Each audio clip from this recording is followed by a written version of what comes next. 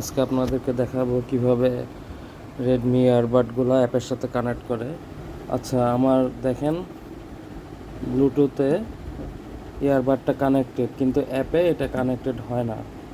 এই যে আমি যদি দেই, তো এভাবে দেখবেন অ্যাড ইয়ারবাড দিলে খুঁজতেই থাকবে।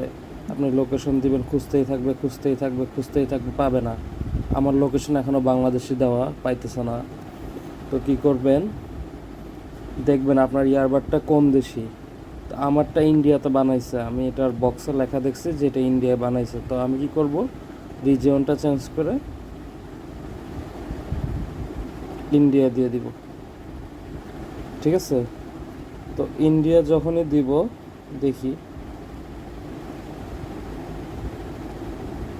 এই দেখেন একবারে পেয়ে গেছে। ইন্ডিয়া দেওয়ার সাথে সাথে একবারে পেয়ে গেছে। অ্যাপের মধ্যে অ্যাপের সাথে কানেক্টেড হয়েছে, ইয়ারবাডের সাথে কানেক্টেড হয়েছে অ্যাপে।